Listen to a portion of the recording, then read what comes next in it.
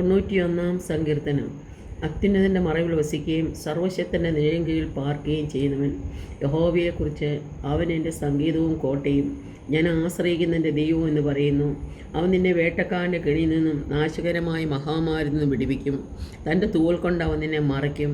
അവൻ്റെ ചിറകിൻ കീഴിൽ നീ ശരണം പ്രാപിക്കും. അവൻ്റെ വിശ്വസ്തത നിനക്ക് പരിചയം പലകയുമാകുന്നു.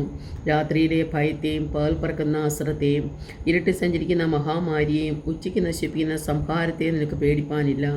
നിന്റെ വശത്ത് 1000 പേരും നിന്റെ വലതുവശത്ത് 10,000 പേരും വീഴും, എങ്കിലും അത് നിന്നോട് അടുത്തു വരികയില്ല. നിന്റെ കണ്ണുകൾ കൊണ്ട് തന്നെ നീ നോക്കി ദുഷ്ടന്മാർക്ക് വരുന്ന പ്രതിഫലം കാണും. യഹോവേ, നീ എൻ്റെ സംഗീതമാകുന്നു.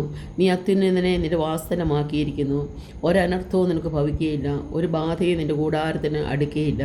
നിന്റെ എല്ലാ വഴികളും നിന്നെ കാക്കേണ്ടതിന് അവൻ നിന്നെക്കുറിച്ച് തൻ്റെ ദൂതന്മാരോട് കൽപ്പിക്കും. നിന്റെ കാൽ കല്ലിൽ തട്ടിപ്പോകാതിരിക്കേണ്ടതിന് അവർ നിന്നെ കൈകളിൽ വഹിച്ചുകൊള്ളും. സിംഹത്തിന്മേലും മണലിന്മേലും നീ ചവിട്ടും. ബാലസിംഹത്തെയും പെരുമ്പാമ്പിനെയും നീ മെതിച്ചു കളയും.